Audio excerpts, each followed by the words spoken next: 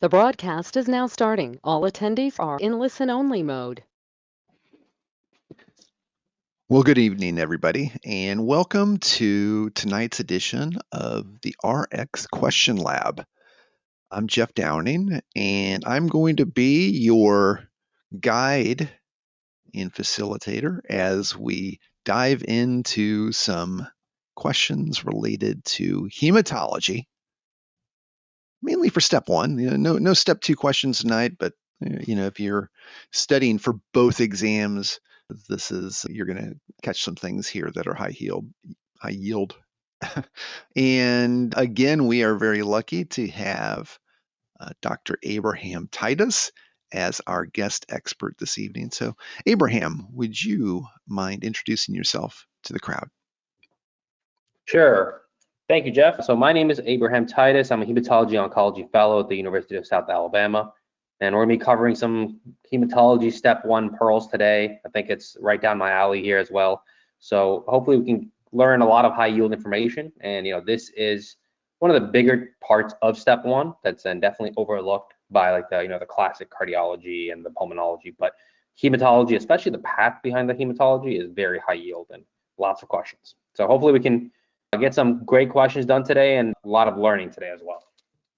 Tell you a little bit about how we advise students to break down questions and really work towards becoming question answering machines.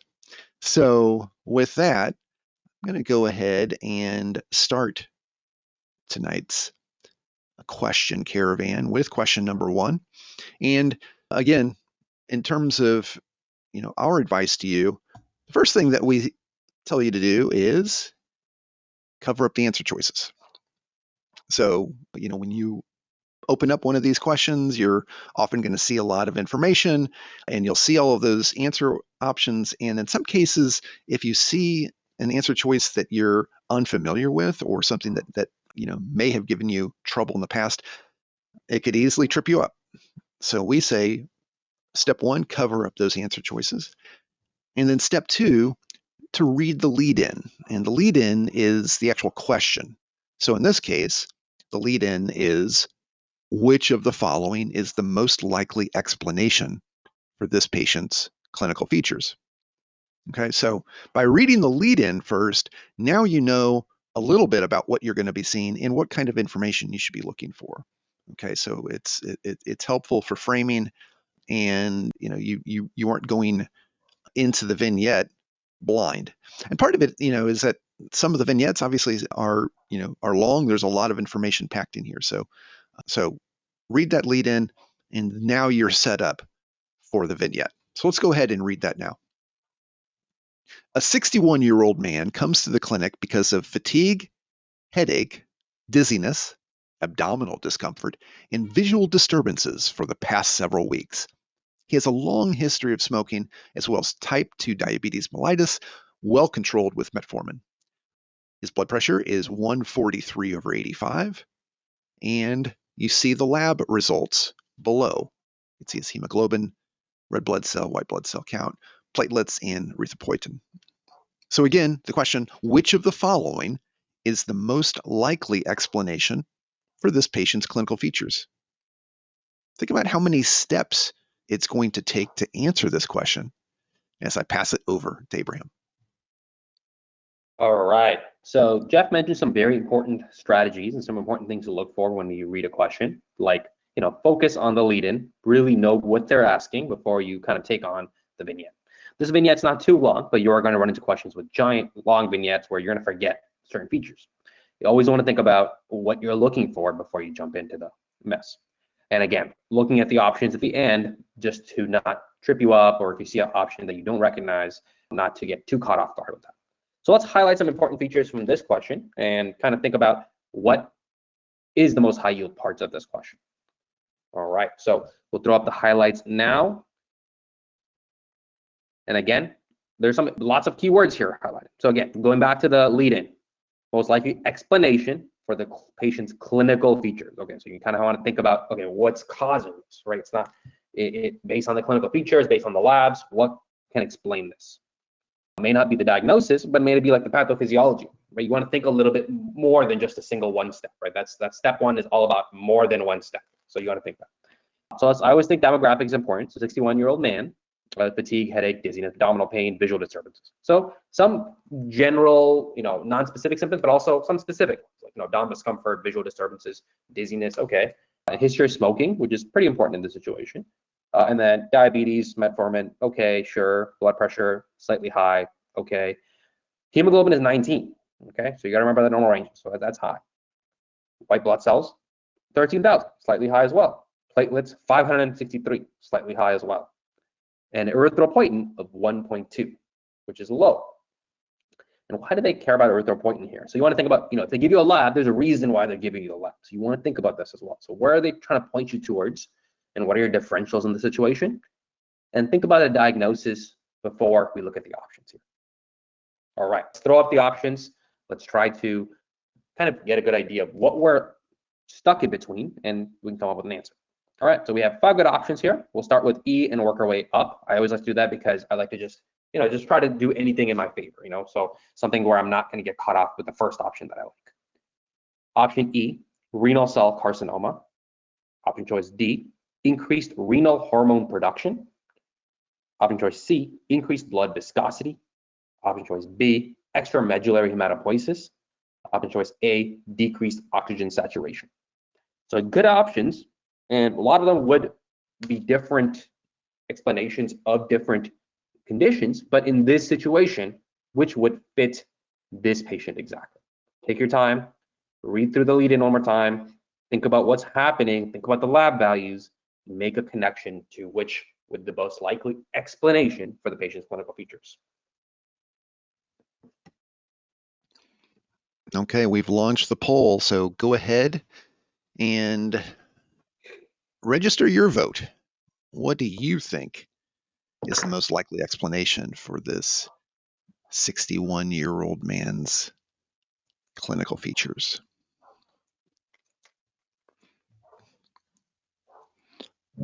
Great to see such a healthy crowd out there. I know some of you here in the States might be a part of the Arctic blast. Maybe it's snowing outside, maybe you've had storms, so hopefully you're safe and warm studying tonight.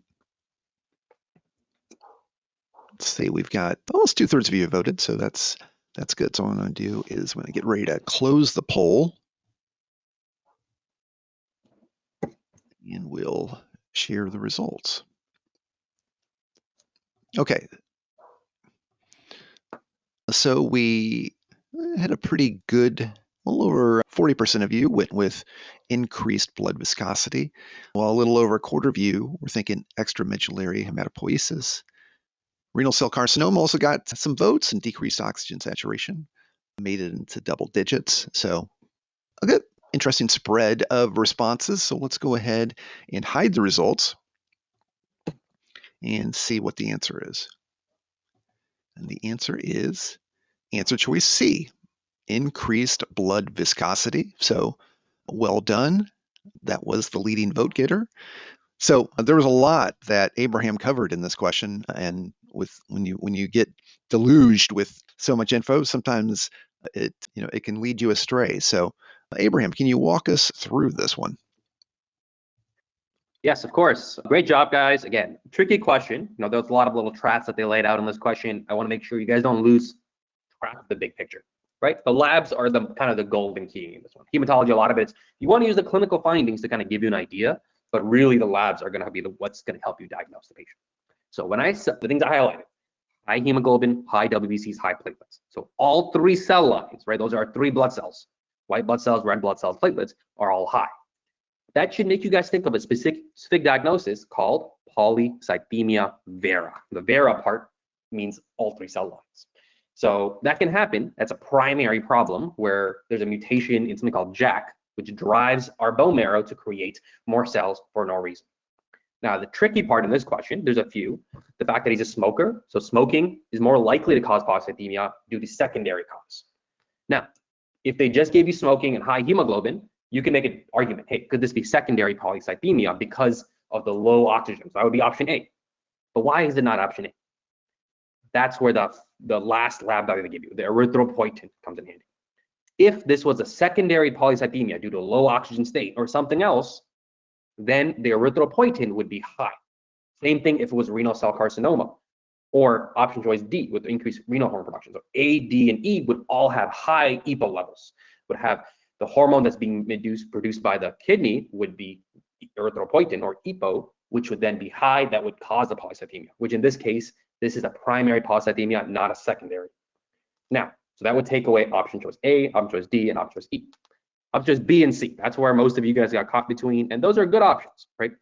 Extramedullary hematopoiesis, what does that mean? That occurs when the bone marrow is failing. So things like leukemia, things like fibrosis, where the kidney is, the bone marrow is failing, and the hematopoiesis is done in the spleen or the liver. So you have hepatosplenomegaly, and these patients typically present with anemia, not polycythemia. Remember, our body always prefers things be made where they're supposed to be made. Our bone marrows are our factories for our blood cells. So if they don't work, that's when we rely on extramedullary hematopoiesis. And it's not going to be as effective as the bone marrow. The bone marrow, its job is to make blood cells. The spleen and liver have other jobs. But if we're short on staff, we're going to call them to come and work for us. And that's kind of what's happening with extramedullary hematopoiesis. So option choice C in this situation is the correct answer because I have more stuff in my blood. So more red blood cells, more white blood cells, more platelets, and that's going to increase the viscosity of my blood. Think about honey versus water. Your blood is becoming more like honey and it gets thicker, and that can lead to vision problems, can lead to abdominal pain because the blood is not flowing as smoothly and it kind of gets clogged up in the pipes. That's the simplest way to think about it, but it really just, that's how you kind of understand the situation. So the best answer in this one is increased blood viscosity. This is polycythemia vera. Great job, guys. Okay, nice start, everybody. We are warmed up and ready to roll here. Let's head to question number 2. And we're going to follow our same method here. We've got all of the answer choices covered up, and you can see everything on the screen except those. So what we're going to do again is we're going to start with that lead in and see what we've got. Which of the following is the most likely pathologic feature seen in a bone marrow specimen taken from this patient? So very interesting, very specific type of question, looking for specific kinds of data, right? So with this, we can head into the vignette with a certain level of confidence, right? That we know some of the cues or clues that we should be looking for. So with that in mind, let's go ahead and read the vignette. A 72-year-old man comes to the clinic because of malaise, sore throat, and fevers. He reports no cough or sputum production. Temperature is 39.4. Physical examination shows pale skin, small petechia on his soft palate, and pharyngeal erythema. He has mildly enlarged cervical lymph nodes, but no other notable lymphadenopathy. Serum electrolytes, blood urea, nitrogen, and creatinine, and calcium are within the reference ranges. And you can see the results of his other labs right here. You can see hematocrit, white blood cells, neutrophils, blast forms, lymphocytes, monocytes, eosinophils, and platelet count. So once again, which of the following is the most likely pathologic feature seen in a bone marrow specimen taken from this patient? Think to yourself, how many steps is it going to take me to answer this one as I pass it over to Abraham? All right, so we're switching gears from a more of a clinical situation to more of a pathological step 1, kind of a basic science knowledge, right? This is very clinical. You need to be able to diagnose this patient, but also you need to know what do you see in the bone marrow, and that's kind of something that's really high yield, and especially in this particular situation. And some of you guys must already be thinking, okay, what is the diagnosis in this one? Just based on the labs, based on the presentation, and based on kind of what the hints they're giving. Let's go through, let's highlight this, and I want you guys to keep thinking about what is happening with this patient, and then what can I expect to see based on that diagnosis. All right, so once we throw the highlights up, let's go through the lead in here first. All right, most like pathological features seen in bone marrow. Okay, so not physiological, pathological. So what's abnormal in the bone marrow in this patient? That's kind of what they're saying. 72-year-old guy, so elderly man, malaise, sore throat, fevers. Kind of non-specific symptoms, tired, sore throat, fever, sure. Temperature kind of confirms that. Pale skin, petechiae and soft palate, okay, that kind of fits with certain things that should be thinking about. And large cervical lymph nodes. Okay, so he's got lymph nodes that are swollen in his neck, but not anywhere else. Labs otherwise within normals in terms of his like BNP, like electrolytes and BUN and creatinine, those are okay. But his CBC has some abnormalities. So hematocrit is low, so that's anemia going on there. White count is 35,000. That's pretty high, right? We're thinking around 10,000 mark is the normal. 35,000 is really high. And what's very important is you look at the differentials. Look at that blast percentage, 74%. We should not be seeing blasts in the peripheral blood, right? This is not in the bone marrow. This is in the peripheral blood. This is based on the CBC. So 74% blasts. It doesn't say what kind of blasts they are, but just high. That should point you towards one direction for sure. And then the platelet count's also being low, and that matches with the petechiae and the unspecific. So he has high white count, particularly high blasts, low hematocrit, low platelets. Based on his age group, based on the swollen lymph nodes, the fever, the malaise, all these things should connect to a diagnosis. Then, what are the pathological features I'm going to see in that bone marrow of that patient? Let's pop up the options here. Let's kind of think about what's going on. Let's think about a diagnosis. All right, so we got a pretty long options here, but this is kind of how these path questions work. They're going to give you kind of very specific details, certain words that are always connected to certain diagnoses, and you need to be able to connect them. And each of these are different diagnoses. I want to go through each of them just so you're aware. Option choice E, Maltese cross configuration within erythrocytes. Option choice D, large multinucleated cells with prominent eosinophilic inclusion-like nuclei. Option choice C, epithelioid cells surrounded by multinucleated giant cells and a rim of lymphocytes. Option choice B, eosinophils, spherical cytoplasmic inclusions within plasma cells. Option choice A, clumps of azurophoric granular material that form elongated needles. Now, long, big words, confusing words, descriptive words for path. You got to just have a general idea of what they're hinting at for each of them. And even if you know this question right, think about what could the other options be. If you're not sure, think about at least the diagnosis, and that'll get you halfway there. If you're not able to get the answer, it's okay. It's a learning process. I want you guys to still attempt to pick an answer. So take a moment, review this question, and then Jeff is going to throw the options up just shortly.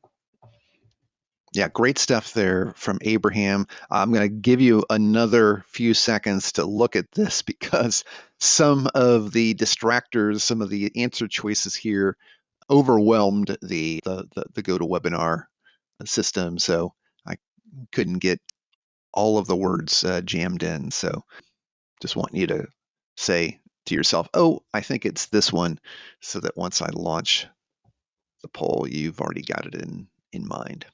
Okay, so I'm going to go ahead and launch the poll, and you can see that some of the answer choices were cut off.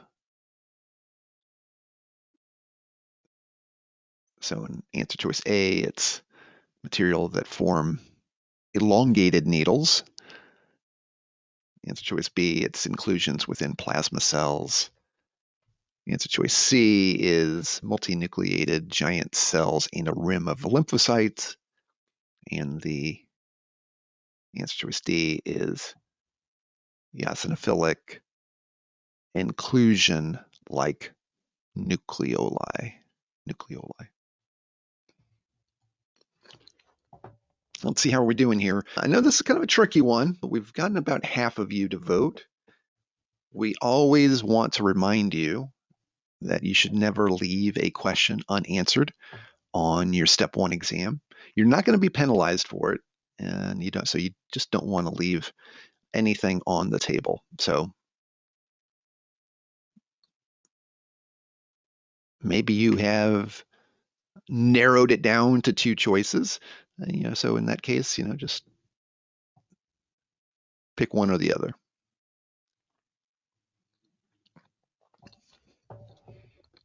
It's one of the crucial things that you'll learn, especially for those of you that are in the earlier stages of preparing for step 1. Maybe you're just focusing on heme tonight, or maybe you're just kind of focusing on learning how to attack these questions, because after a while, then you'll need to begin thinking about timing and pacing and the things that you need to do in order to complete a block with time to spare. Okay, let's see. Over 80% of you have voted, so let's go ahead and close the poll. And we'll share the results.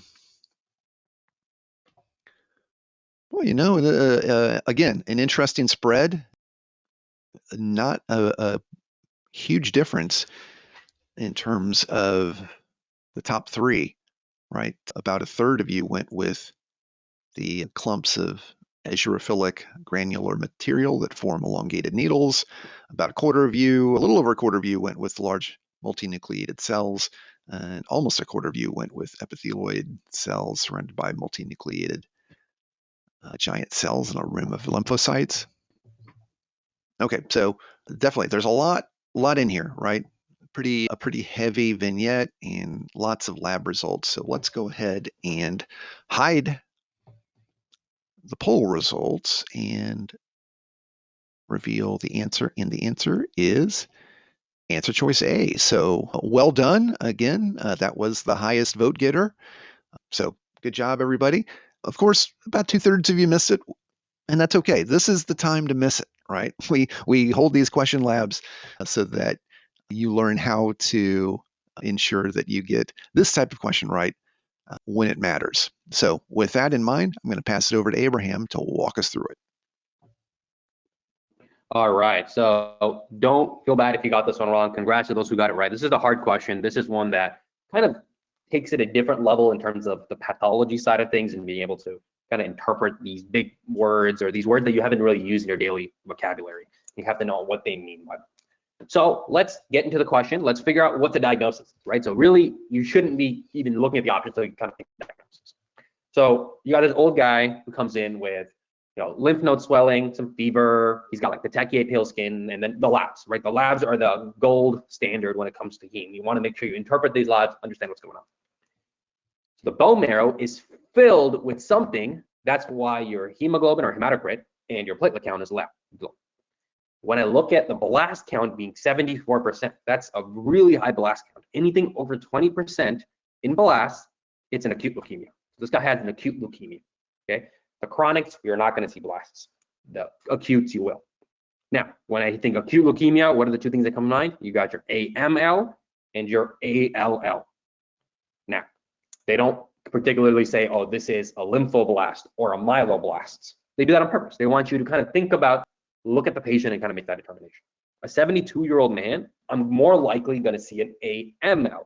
There are rare situations of ALL in elderly, but for step one purposes, kids are my ALL. Down syndrome and kids are going to be the patients with ALL, or a thymic mass in a teenager is going to be my ALL. Otherwise, if it's an elderly man with blast cells, think AML. AML patients are, you have these myeloblasts that are just proliferating like crazy inside the bone marrow and then affecting the other blood cells, right? Your three blood cells, your white blood cells, red blood cells, and your platelets. In this situation, only the white blood cells elevate. The other two are being suppressed because the white blood cells are taking up too much room in the factory, which is the bone marrow. So that's the gist that we need to get from the labs, get the diagnosis. Now, once I get the diagnosis of AML, that's when I should be, okay, what am I going to see in an AML patient under the bone marrow, under the microscope? So these are some good options here. First of all, we'll rule out like the one that everyone, you know, E was the option that a lot of you guys ruled out right away. I think only like 4% of you guys picked that. That's fine. E, Maltese cross configuration in erythrocytes. You're thinking more infectious disease, right? That's going to be my babesiosis. Right? Use that classic protozoan that forms that Maltese cross within the RBC. That's not what's going on here. Let's look at the next option, right? So option choice D, large multinucleated cells with prominent eosinophilic inclusion-like nuclei. So that's a big, long word of just describing these large multinucleated cells. So that's the owl eyes they're trying to describe, okay? It's tough to kind of interpret this, but this is how they will describe Reed-Sternberg cells, which are seen in Hodgkin's lymphoma, okay? So owl eye antibodies, and you wouldn't see blast cells, right? It's not a leukemia, it's a lymphoma. Where you would see lymph node swelling, but you wouldn't see you would have more diffuse lymph node swelling, but you wouldn't see these blasts in the blood. Blasts in the blood is always acute leukemia, especially over 20%. So that rules out option choice D. Option choice C are these epithelioid cells surrounded by multinucleated giant cells with a rim of lymphocytes. What does that kind of sound like? So those are, when I'm talking about, a rim surrounded giant cells, think granulomas. So this is more of a description of my sarcoidosis and things along those lines. So things about like your non-caseating granulomas, sarcoid, other like pulmonary symptoms and stuff would have to present with this, not what's going on here. This is leukemia. And option choice B, whenever I see plasma cells, think multiple myeloma. So this is a multiple myeloma. It's called Russell bodies.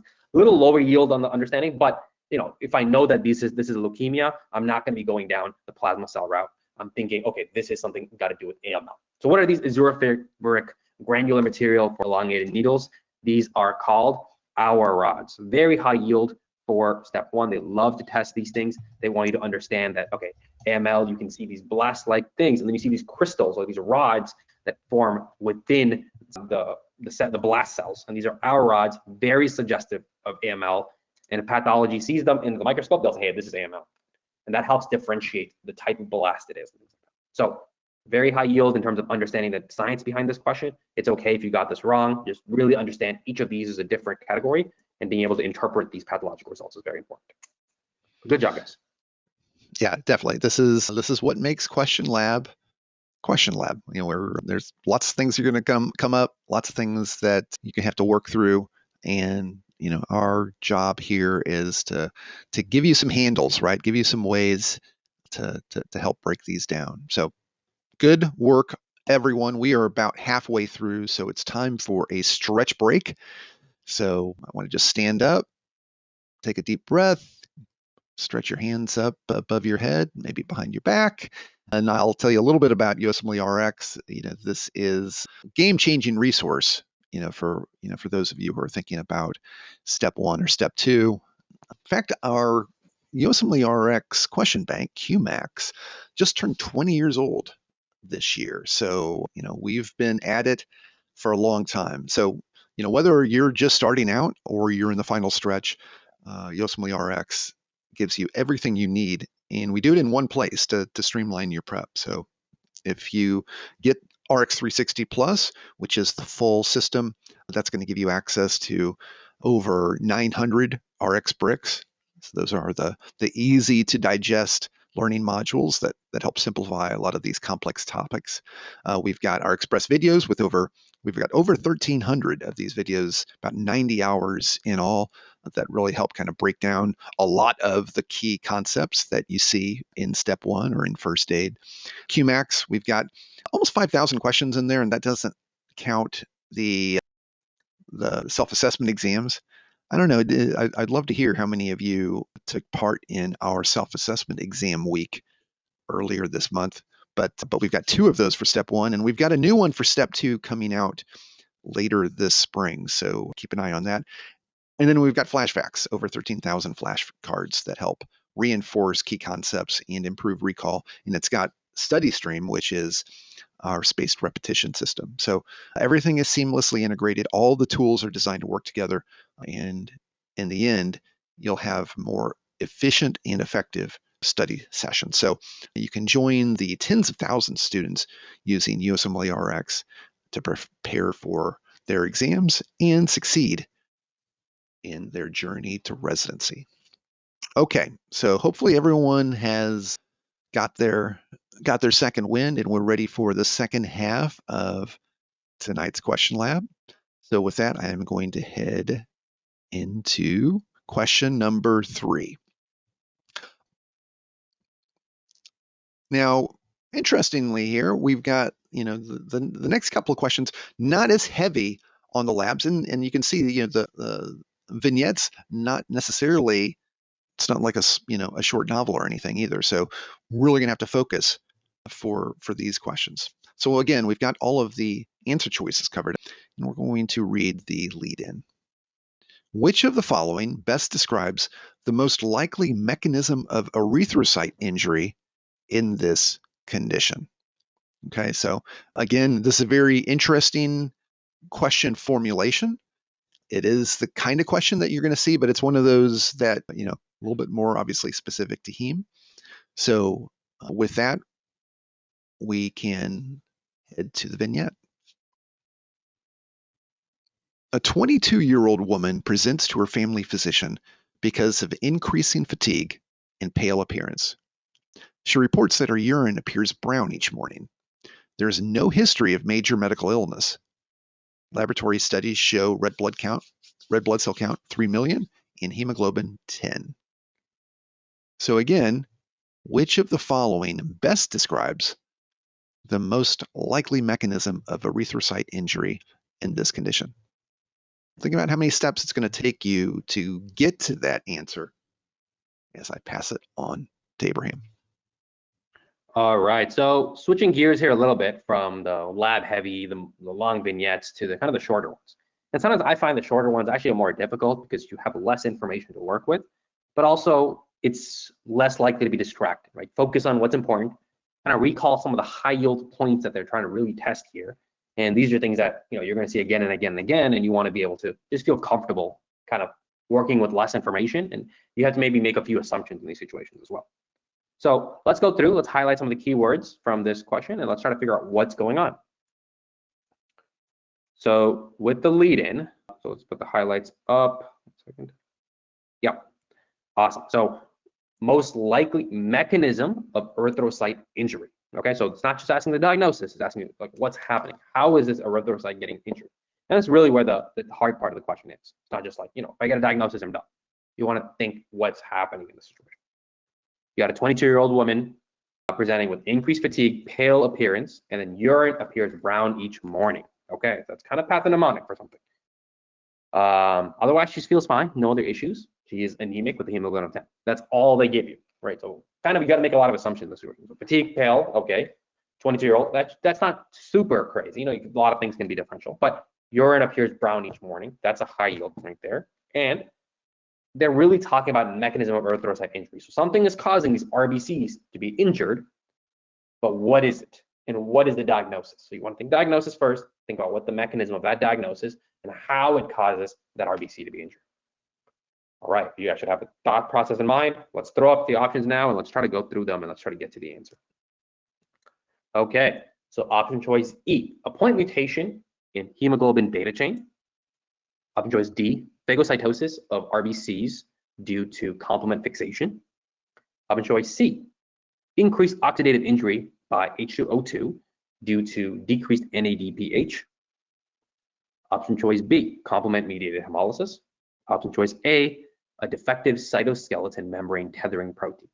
Now, remember, each of these are pointing towards a different condition and a different important thing that you need to know. These are all mechanisms of different ways we can damage our RBC.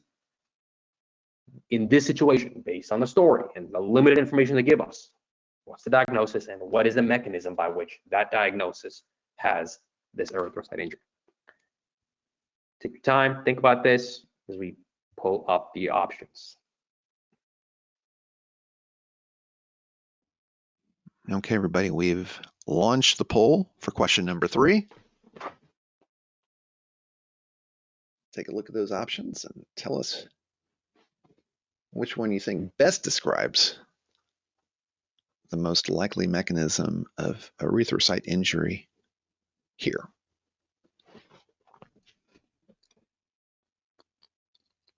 Good to see everybody here tonight. Again, we're going to have a raffle at the end of tonight's session. We'll also have a special offer for those that are here.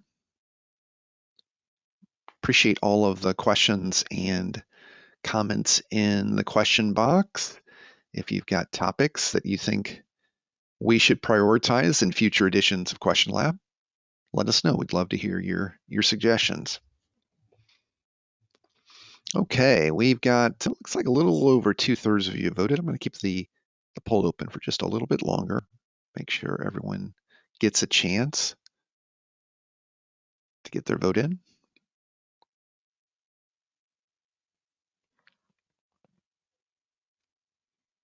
Okay, almost 80% of you have voted. I'm going to go ahead and let's close the poll and share the results.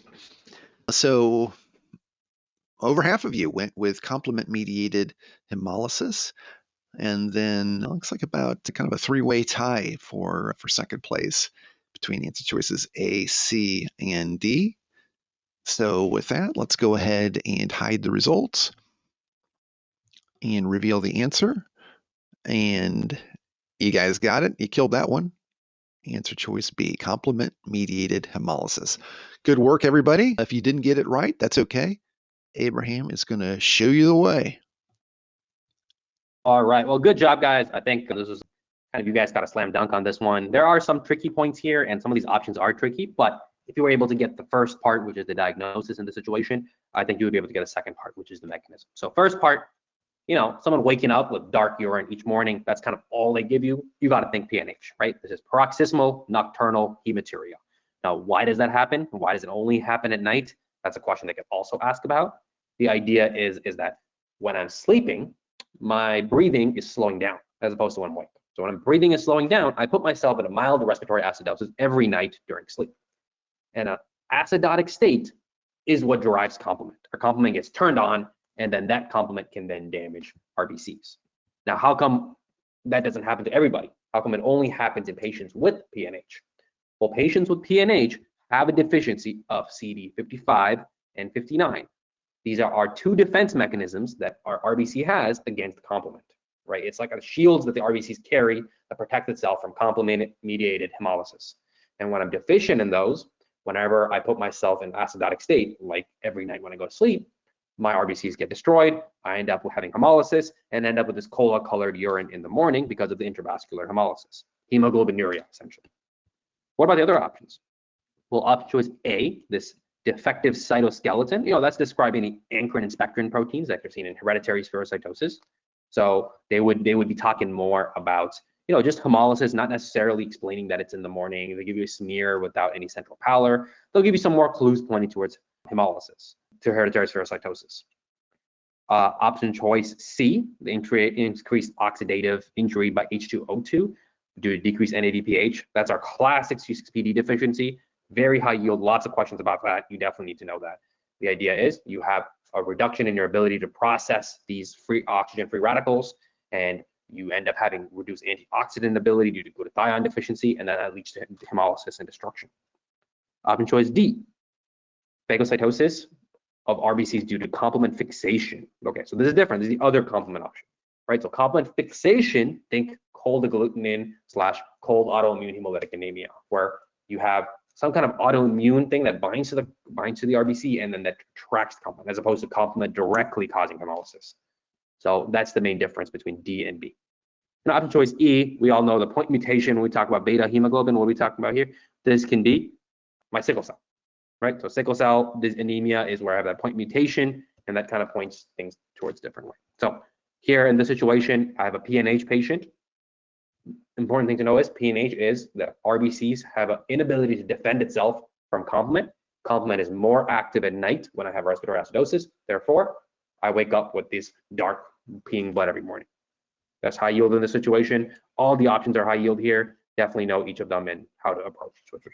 Great job, guys. Okay, well done, everyone. You've made it to the end. Question number 4 here. So this is the final question of tonight's question lab. So let's see if we can close strong. And again, in this question, we've covered up all of the answer choices, and we are going to read the lead-in. Which of the following is the function of the protein most likely mutated in this patient? So again, love some of these hematology lead-ins. There's a very interesting specificity here, but again, you can see why and how important it is to read the lead-ins before looking at the vignette. If you go into the vignette and then get hit with this kind of a lead-in, this kind of a question, what's going to happen? You're going to go right back to the vignette and try to figure it out. So again, you've got this properly framed in your head so that you are ready for the vignette. A 16-year-old boy is brought to the pediatrician because he recently began passing blood-tinged stool. He has a history of nosebleeds and frequent bruising. Physical examination reveals mild gingival bleeding. Lab studies show platelets of 250 by 103, a prothrombin time of 13 seconds, a partial thromboplastin time of 49 seconds, and a bleeding time of 15 minutes. Okay, with that, the question, Which of the following is the function of the protein most likely mutated in this patient? I'm going to pass it off to Abraham. Think about, boy, even without knowing anything, what that protein might be. Go ahead, Abraham. Take it away. All right. Thank you, Jeff. So again, a little shorter question, but definitely, long and last. I want to give you a little more details, give you some labs thrown in there, and you want to be able to interpret what's going on here. Okay. And again, the lead-in is most important here.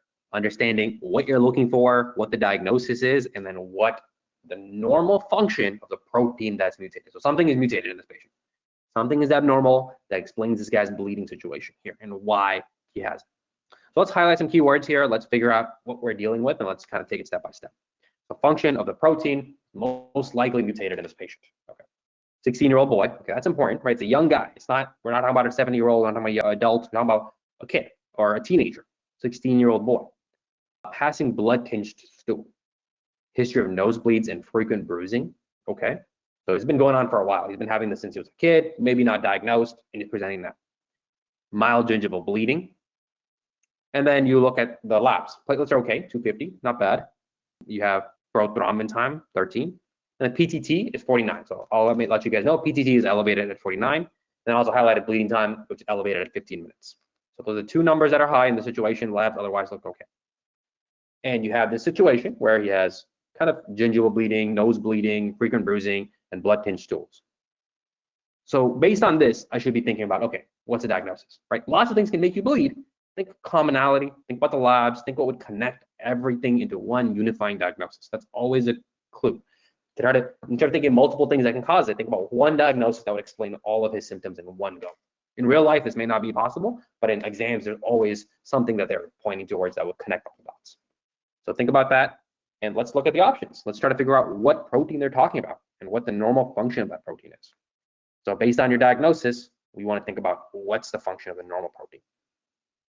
Option E, inactivates factor 5 and factor 8. Option choice D, cleaves large von Willebrand factor multimers to proper size. Option choice C, acts as a receptor for von Willebrand factor. Option choice B, acts as a receptor for fibrinogen. And option choice A, acts as a ligand for platelet adhesion. Now, lots of tricky stuff in these options where they're kind of playing with the wording here, thinking about what kind of protein we're discussing here. And when you come with a diagnosis, think about what's happening in that diagnosis.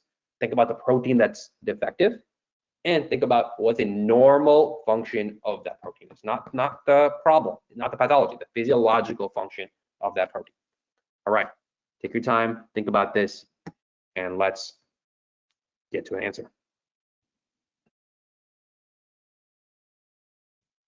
Okay, ladies and gentlemen, we have launched the poll. Let us know. What is the function of this mutated protein, or most likely mutated protein?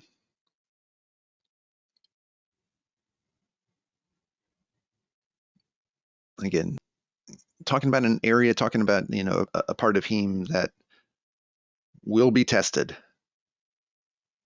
on exam day. Okay, we are at slow on the draw here.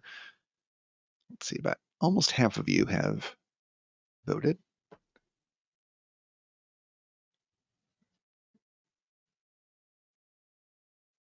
Again, you think about a lot of the classic step one constructions, what's the most likely diagnosis in a patient, blah, blah, blah. So hopefully we've kind of opened you up to some of the more atypical constructions, but the idea here is that we're focusing on knowledge that's going to help you answer a range of questions within hematology. So let's see. Okay, we've got a pretty good turnout here. Over 80% of you voted. So let's go ahead and close the poll. Let's take a look at those results. Ooh, we've got a tie between answer choices A and B. About a third of you thought that the protein in question acts as a ligand in platelet adhesion, and another third thought it acts as a receptor for von Willebrand factor.